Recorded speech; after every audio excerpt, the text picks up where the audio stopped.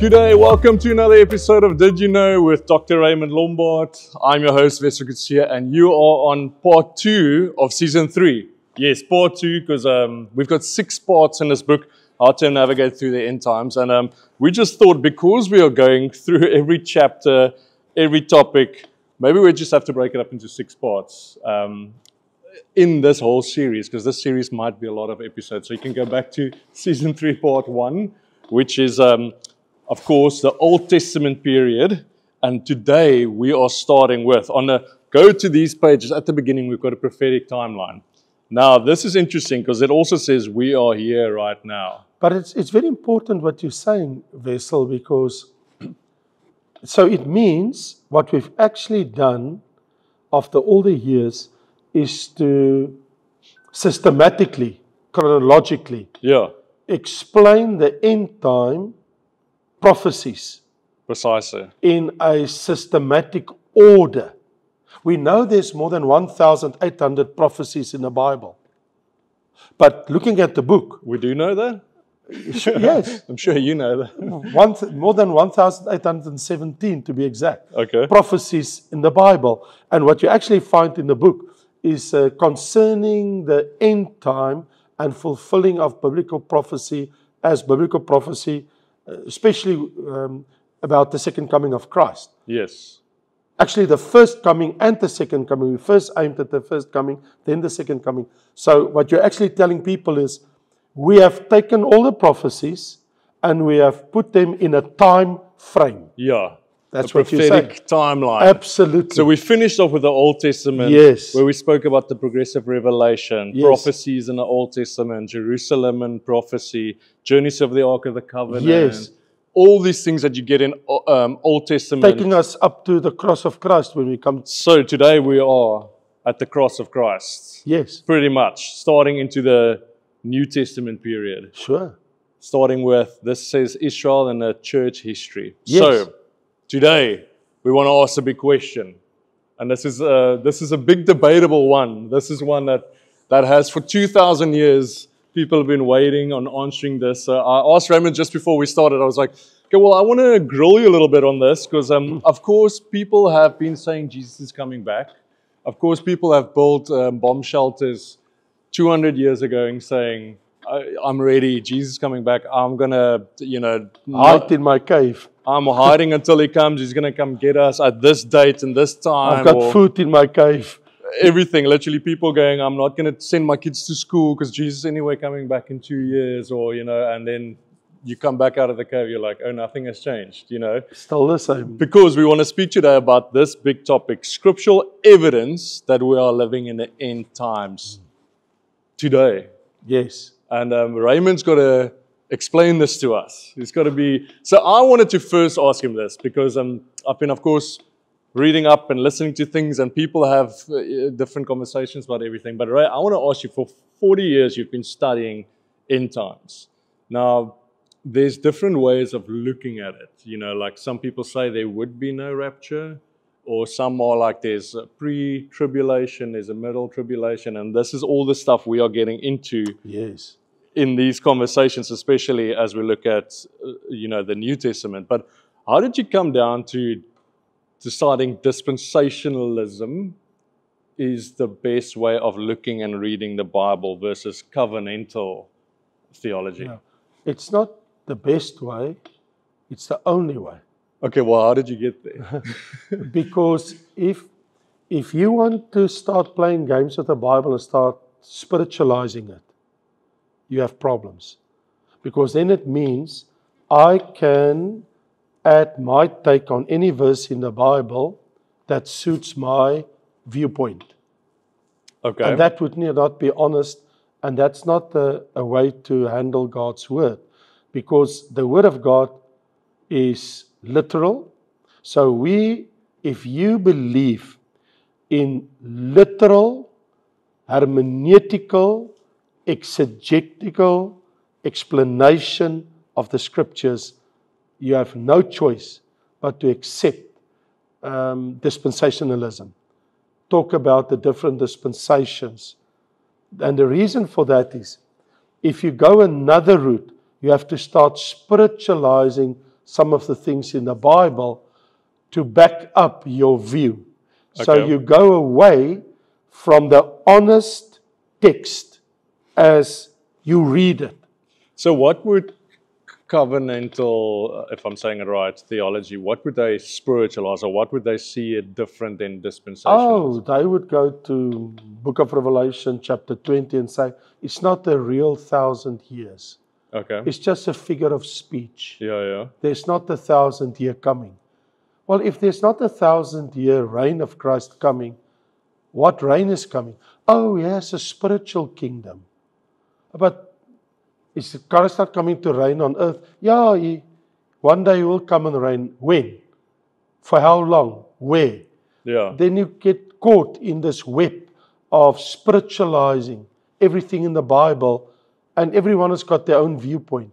Covenantal theology rests very strong on God's covenant with Abraham and how the covenant has grown through the many promises and added to the covenant that God has done in years past. When you look at dispensationalism goes directly to say, listen, did Adam and Eve in the Garden of Eden have the 10 Commandments? No. So, it's a different era. Yeah. Yeah. And today, do we have to adhere to what God said to Adam and Eve, don't eat of the tree in the garden? Or we have to keep the 10 Commandments of Moses when the Bible said it is all fulfilled in Christ? So my question now is, so do we live after the cross? So do we live in the times of the law, or do we live in the times of the grace of Christ? Yeah. Because if it's in the times of the law, then there's no New Testament. If there's no New Testament, there's no blood of Christ. Yeah. There's no assurance of salvation. Then I have to go back to Judaism, to Genesis, to Deuteronomy. Then I'm going to caught up there. And why can't I keep all the laws of the Old Testament? So what's the difference between, in dispensations, we are in the church dispensation. We're That's in the it. church era. Exactly. When Jesus died, he established his church. Yes. It looks completely different. There's grace. There's the cross. Absolutely. There's the Holy And Spirit. there's a gospel. So what would There was no such gospel in the Old Testament. What would covenantal theology explain about where we're living today? Or are they still holding on to some old things? Yes, they will have to.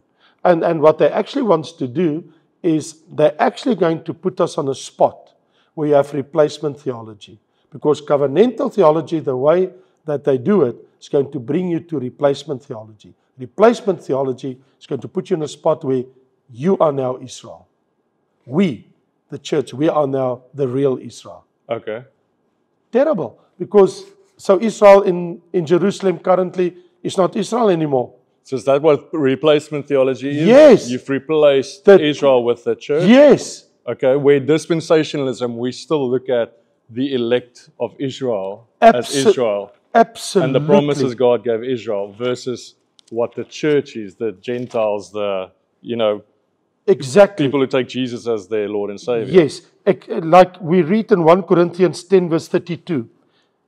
Paul says to the church, listen carefully, give no offense either to the Jews, there's Israel, Yeah. or to the Greeks, non-Israel, all the heathen nations, or to the church. So he separates it. 3. You have the Jews, you have the heathen nations, the Greek, the Gentiles, and you have the church. Yes. So who are we? No, we're not heathens anymore, Gentiles, or the Jews aren't Jews per se anymore. You are a new creature in Christ, so that makes you the church. Yes. So what Paul is saying, you can only be a stumbling block to one of 3, either to the Jew, or to the Greek, non-Jew, or to the church. So God sees today the human race, all of human race, in 3 groups of people. The church, made up of Jews and non-Jews, new creature in Christ, Yes. or Greek, non-Jews, or Jews. Okay. That's it. And this is what dispensationalism is absolutely enforcing. You cannot look at you cannot have a worldview other than a biblical view for us as Christians. Because people in the world that don't know the Bible and don't know God, they have their own worldview. We have a biblical view. Yes. And a biblical view means, as you've rightly said, Wessel, we are the church. And being the church of Christ, we can now distinguish between Israel, the Jews, and we use it synonymously. I'm doing it purposely. Yeah. When I say Israel, it's the Jews. When I say Israel, it's the Jews. And when I say Jews, it's Israel as a nation. Yeah. Okay. So establishing that, going into the end times. Yes. We still see the church today. We still see the Jews today. And the unsaved. And the unsaved. Yeah, the Gentile nations. So I want to see, there's three big questions that people ask, like most frequently asked questions about the end of the end times events. When will these things be? What shall the signs of his coming be? And what will the sign of the end of the age be? What are those things? What does it mean? How can we know when will it be? What are the signs we're looking at? So what you're actually asking me is there scriptural signs, evidences, yes, that we live in the end time? Or is it just thumb sucking? Precisely. Do you see in Scripture today, there's evidence that we truly moved into the end that time? in 2025, as we are recording this today, maybe you're watching this in the future, or Sure. but we go today, there's enough evidence looking at the Scriptures that this could be or is the end time. Yeah, not could be that we have entered the end time. That's Okay. absolutely Well, true give from me Scripture. the evidence. The evidence is evidently in the Bible. Yes. The Lord, and on a previous occasion, you that are looking at your videos will be reminded, when we talked about, when Wessel prompted me to answer some questions about Israel and the nation of Israel in the past, we talked about the fact that Hosea and many of the other prophets said that in the time of the end, I will bring my people back into their country, into the land of Israel. Yes. So, Wessel, one of the most profound, let me put it this way. The one single most profound scriptural evidence that we have entered the end time is the fact that Israel in 1948 became a nation back in the land of Israel in the Middle East in the month of May, to be exact, the 14th of May. And I actually made a note in the book that the Prime Minister then was David Ben-Gurion. And he said, we are back in our land after being nearly 2,000 years scattered around the world into all the nations. Now this is a pivotal moment in world history. Yes. The reason for that is Jesus, let me put it this way. Will Jesus ever come back to earth for his second coming if there's no Israel in the land of Israel? For what will he come? Yeah. Because the prophecies says he will stand with his feet on the Mount of Olives when he comes for his second coming. Okay. So why would he go and stand on the Mount of Olives and there's no Jew in Israel and he's the only Jew looking around? And the Bible prophecy says the Antichrist with all the goat nations will be there and Jesus will deliver them at the Battle of Armageddon from extinction if there's no Israel in the land. Yeah. So there was no Israel in the land until 1948. So it could never happen. There couldn't be a second coming of Christ. So now that the Israelites are coming back, Jesus can actually come back. Exactly. And set his foot there and be like, here's... Yes, here I am. Yeah. This is a And here they are because they were never there. It's a most amazing thing. Okay. It never existed in the world, in the history of the world. Yeah. I mean, if I say in the history of the world, I'm talking about 70 AD, after 70 after Christ. That's when they were scattered. Yes, 40 years after Jesus died and rose from the grave. He died on the cross, rose from the grave, and 40 years later they were dispersed into all the world.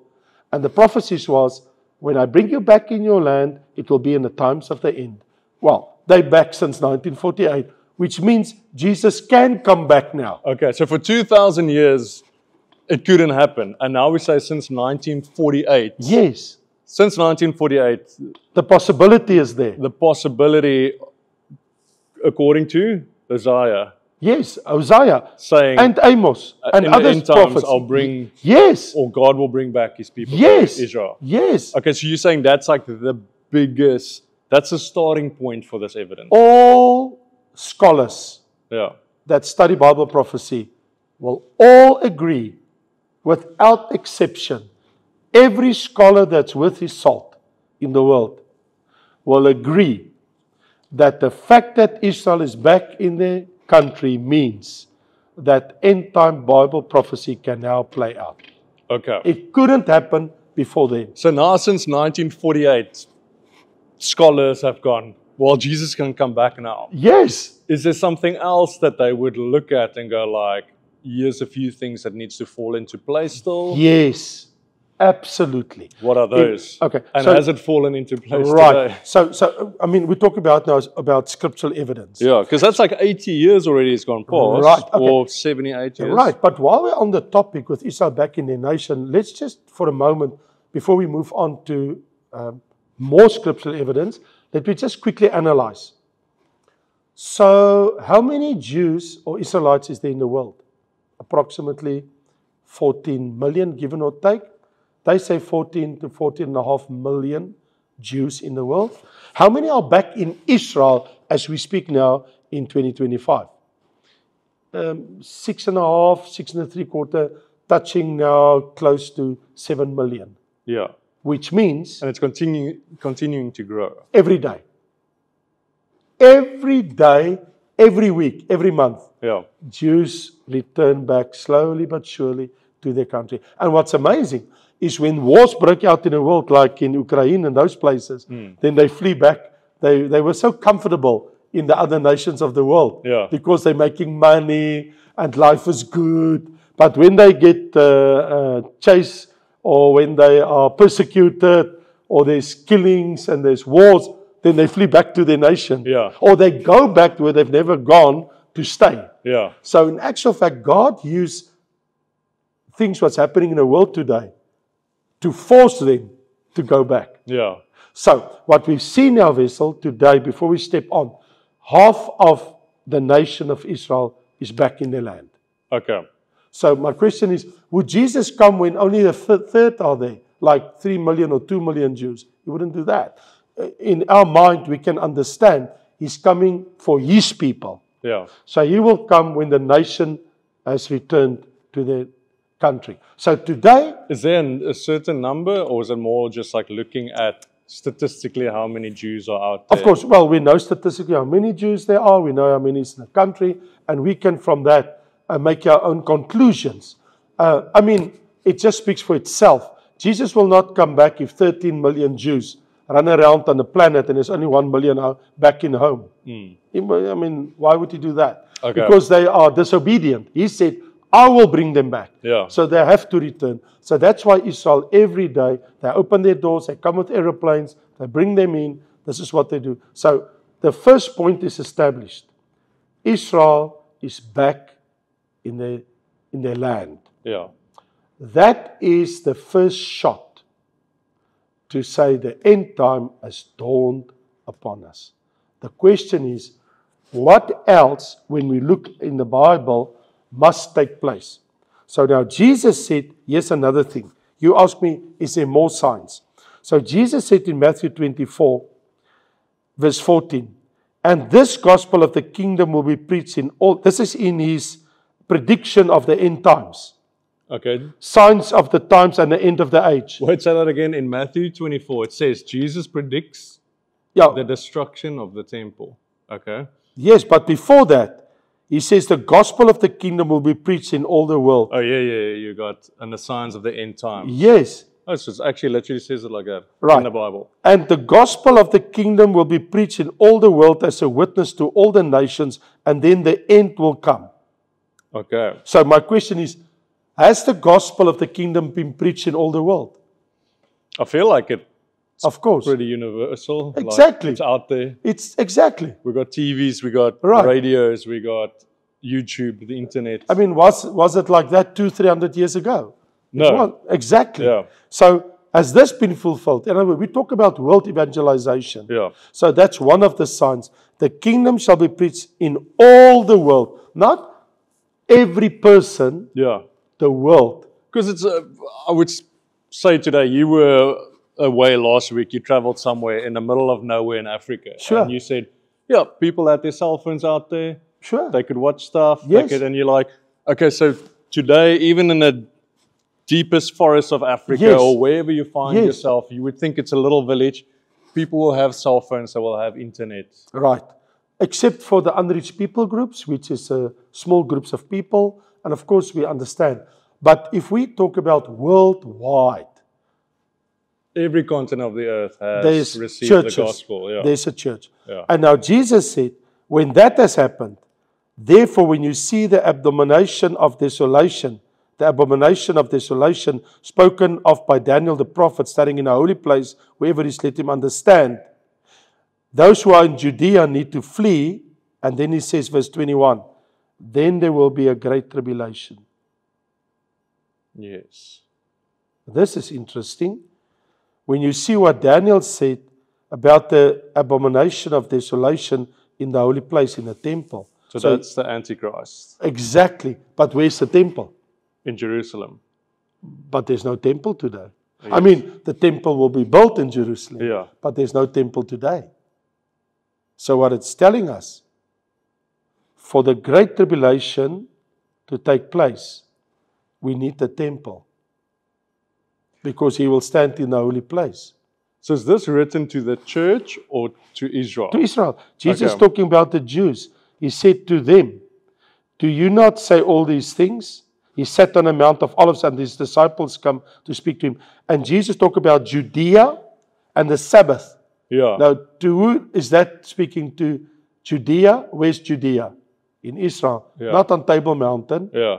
No, I'm asking because you reading it like, if I read the Bible like that, I go like, okay, so I have to wait to see the Antichrist and then I need to run. But then you missed the rapture. Yeah, well, that's what I'm asking. I'm like, so this is Jesus speaking to the Jews. To the Jews. But Not why- about the church with the rapture. That's why you don't find the rapture here. But why in Matthew 24 is he speaking to the Jews? Was the church not established then? No. Only after Jesus died on the cross, there was no church. So this was before the cross. Jesus speaking to Exactly. the. So it's a mystery. The church is still a mystery. Exactly. Okay. Doesn't exist. He haven't even been crucified. And that's They why didn't he's even know he's speaking- going to die. They don't believe him is going to die. Okay, well, it's good context because if I read Matthew 24 and I go, oh, he's speaking to the believers there. No. The church. He's speaking to Jewish believers, Yes. but not to the church. They haven't been crucified yet. The church doesn't exist No, yet not in yet. Matthew 24. Exactly. Okay. They didn't even know about it. So he's telling the Jewish people. Yes. Did Jesus in that context, I don't know, did he know they were not going to believe in him as a Messiah? Or was he just, Of course. or was that not the plan for a church in the rapture? Oh, Until yes. they killed him. It was all a plan in God's heart. The Bible says in Ephesians 1 and Ephesians 3, it was a plan in the heart of God which he showed to no one in the universe. He always kept it in his heart, knowing what's coming. In other Okay. words, the crucifixion of Jesus was part of God's plan. A holy plan only known to a holy God. And the more Jesus tells his disciples, I'm going to die, the more they say, we will fight. You're not going to die. We will fight for you. Yeah. And now Jesus explained, the Son of Man will come back one day. I'm going to leave you guys because you look at the stones and you say, when will be the time of the end? Tell us, when will these things be? What will be the sign of your coming and the time of the end of the age? So while Jesus explained to him, the time of the end of the age is Israel will be back in Jerusalem, in the holy place. They will have a temple.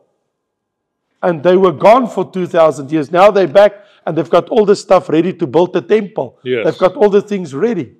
Okay. So they want to build the temple. And the world has been evangelized. And the world has been evangelized And they can build that temple. in a few months.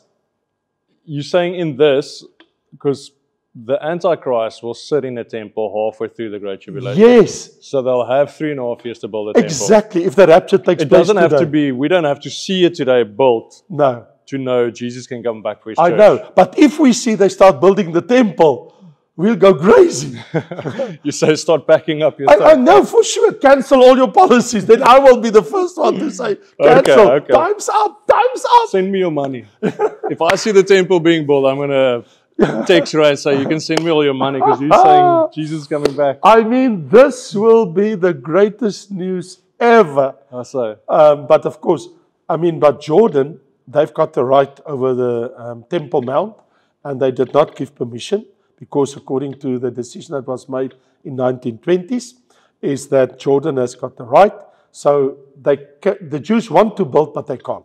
They have to wait. And so we know something has to happen in the world that permission will be given to them to build the temple. Yes. And of course, we know if the rapture takes place, the Antichrist appear, he's going to broker peace in the Middle East. We already have the Abraham Accords, where some of the Arab nations already signed agreement of peace with Israel. So this is exactly it. We're moving into this era, which never existed before our day. Yeah. Well, there we go. And I think that's enough for this week. Oh, okay, I'm just getting started now. Because we've got a few more to get into. Okay, we'll and I'm do like, that. I feel like with this episode, Yes. episode 1 of part 2, Yes, established, absolutely. okay, the evidence is Israel's back in their land. Absolutely. The world has been evangelized. Absolutely. What are the other things we have to look at? So we'll do that next week. Looking So we forward. see you at the next episode. Let's do it. All right. So, hey, that was awesome. Thanks. We're going to get to the next one. Sure. Make sure you don't miss out next week. We're going to continue to speak about scriptural evidence that we are living in end times today. And remember, if you see the temple being built, we can all ask Raymond for some money. And I'm going to start driving his car as well because he doesn't need it anymore. I'll use it until the rapture. But I can leave it for you. After the rapture, you're welcome to use it. I'll use it in the Great Tribulation. Yeah.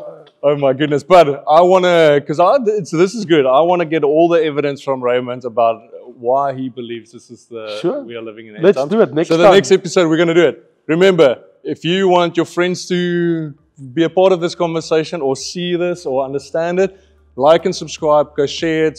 Share it on your Facebook, share it on your Instagram, share it wherever on WhatsApp as well. You can share the links. And then we're going to continue this conversation next week. So we see you there. Thanks, Dr. Ray. God bless. Thank you. See you next time.